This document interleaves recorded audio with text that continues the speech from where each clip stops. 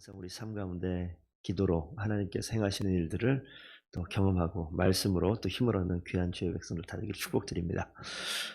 일찍 일어나고 힘드시죠?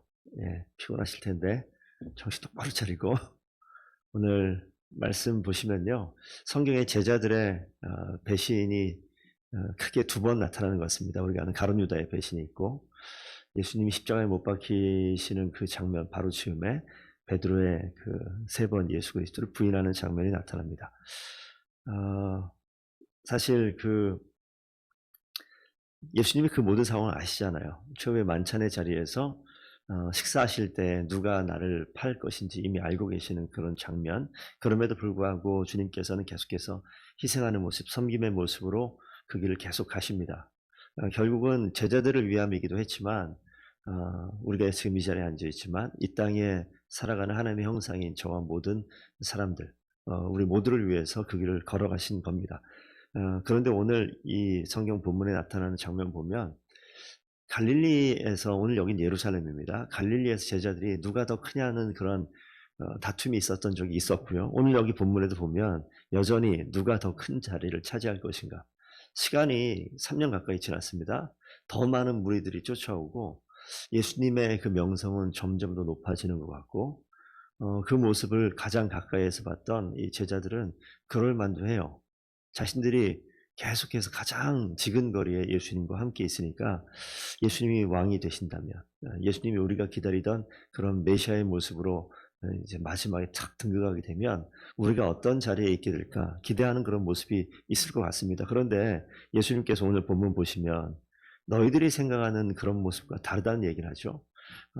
여기 보면은 너희는 젊은 자가 되고 섬기는 자가 되고 큰 자가 되는 것이 아니라 반대의 길을 걸어가는 그 모습을 계속 보여주고 있습니다. 그런데 제자들 모습 속에서는 계속 욕망을 찾아 나아가죠. 지금 로마가 통치하고 있습니다. 황제가 지배하고 있는 그 시대에 있는데 예수님이 로마의 황제를 능가하는 그 왕으로, 그 능력 있는 분으로 오시기를 기대하는 모습이 제자들에게 나타납니다.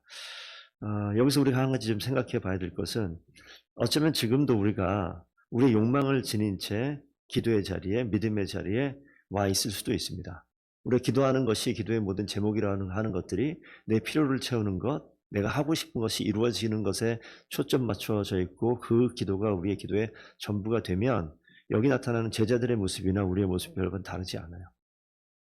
그래서 우리의 기도의 자리, 과연 우리가 어찌하다가 예수를 믿게 되었고 그리스도인 된 의미가 무엇이고 주님께서 우리에게 맡기신 것이 대체 무엇일까 생각해보는 자리가 이 고난주간 됐으면 좋겠습니다. 제자들이 세상의 권력자하고 동일한 모습에 대한 기대가 있어요. 더 큰 자리 가는 것은 칭송받기 원하는 것이고 오늘 성경 본문 보시게 되면 25절에 이방인의 임금들은 그들을 주관하며 집권자들은 은인이라 칭함을 받으라. 왕이나 그 다스리는 자들이 그 밑에 있는 자들에게 그 자신의 권력을 가지고 나눠주는 거예요. 그 권력자 옆에 서지 않으면 농사도 못 짓습니다. 먹을 것도 얻지 못합니다. 그러니까 그 밑에 있는 모든 사람들이 그를 칭송하는 거예요.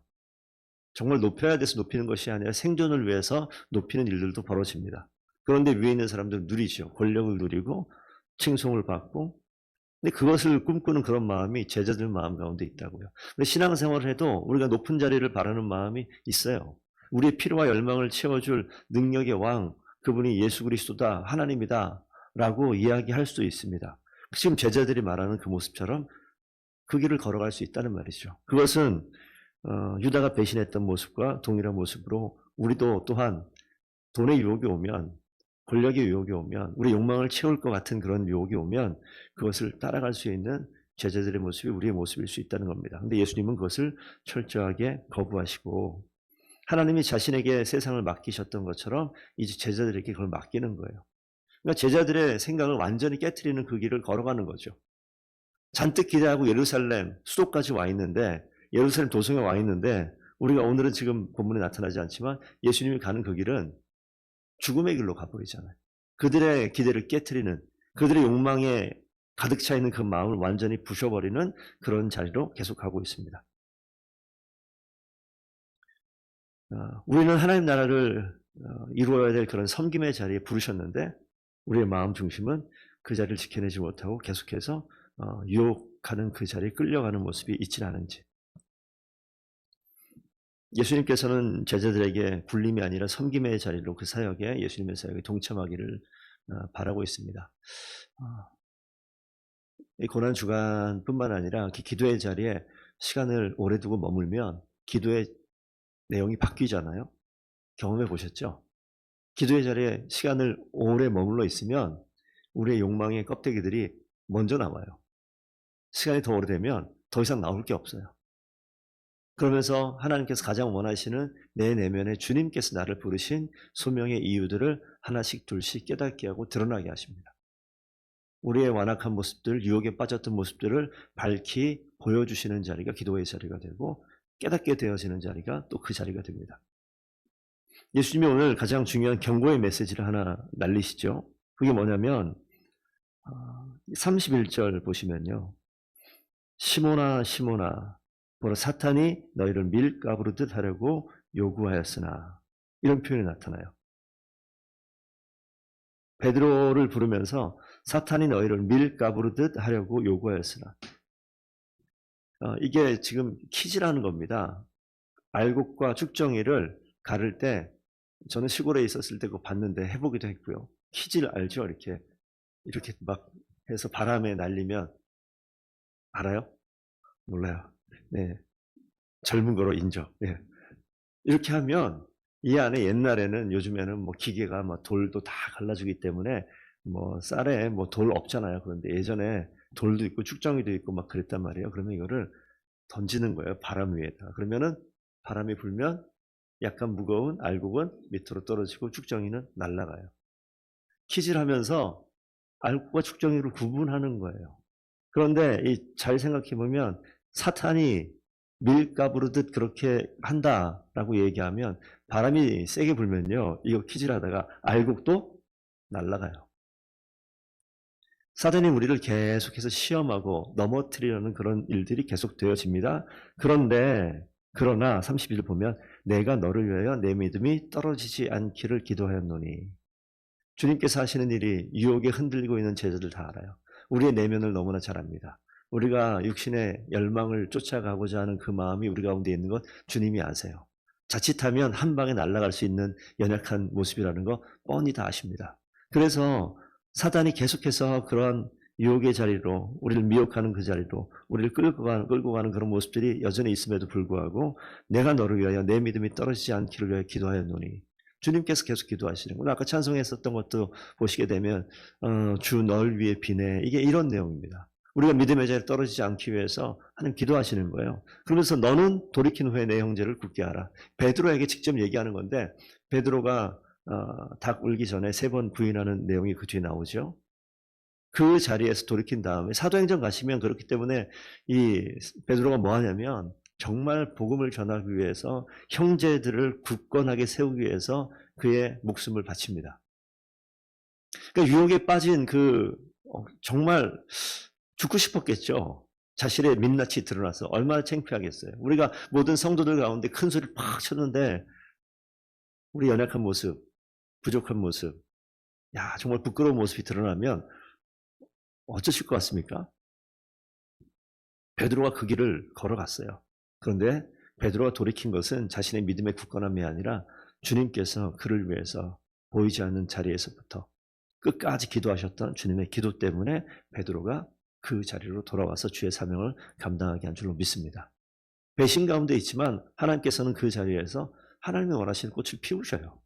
우리의 연약함이 분명히 있는데 하나님께서 그 연약함을 책망하지 아니하시고 그 자리에서 꽃을 피우세요. 우리의 인생의 부족함이 분명히 있는데 하나님께서는 그 자리에서 끝까지 기도하시며 우리의 인생 가운데 하나님의 뜻을 이루는 그 자리를 반드시 이루시는 분이 우리 주 예수 그리스도인 줄로 믿습니다. 그래서 우리가 오늘 여기 나와 있는 베드로의 이 예수님의 부인하는 이 배신의 사건은요, 우리를 향한 소중한 안전장치가 됩니다. 우리가 넘어졌던 경험이 있어요. 우리가 남들에게 정말 지탄받을 만한 그런 자리에 기웃거렸던 적도 있습니다. 그런데 주님께서 우리의 믿음이 떨어지지 않기 위해서 지금도 기도하십니다. 그래서 우리를 통하여서 하나님 맡기신 사명을 이루십니다. 오늘 성경 본문 중에 30절 보면 그런 표현이 나와 있어요. 너희로 내 나라에 있어. 우리로 하나님 나라에 있어서 내 상에서 먹고 마시며 또 보좌에 앉아 이스라엘 12지파를 다스리게 한다. 여기 12지파를 다스리게 한다는 것은 이스라엘 백성 입장에서는 12지파 이 전체를 나타내지만 나중에 구원받은 이 하나님 나라의 모든 백성을 상징하는 그런 표현입니다. 그래서 우리로 하여금 하나님께서 원하시는 이 모든 이 백성을 향해서 맡겨주신 사명들이 있어요. 우리 성도님들이 우리 작게 보면 우리가 더본교회 성도로 이 자리에 있을 때 하나님께서 더본교회를 세워나가는데 우리 성도님들 반드시 사용하십니다. 좀 더 크게 보면 여러분이 계시는 그런 사업장이나 일터나 직장에서 하나님께서 맡겨주신 사명이 있어요.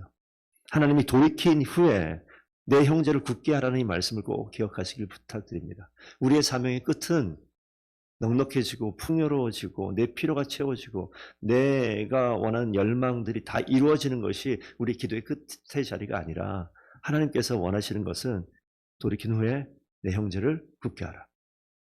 여전히 흔들리고 있고 여전히 복음 앞에 반응하지 못하고 그것이 무엇인지 전혀 알지 못하는 그들을 굳건하게 하는 것, 그것이 하나님 나라가 완성되어지는 그 자리에 우리를 부르신 주님의 부르심의 목적인 줄로 믿습니다. 여러분의 삶의 모습을 통하여 도전받는 사람들이 많았으면 좋겠습니다.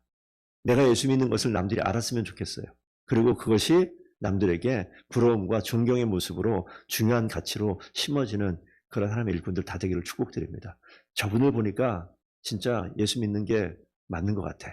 이런 이야기를 들을 수 있는 하나님의 귀한 일꾼들 다 되기를 축복드립니다. 오늘 하루도 기도하며 승리하는 주의 백성들 되시기를 축복합니다. 기도하겠습니다.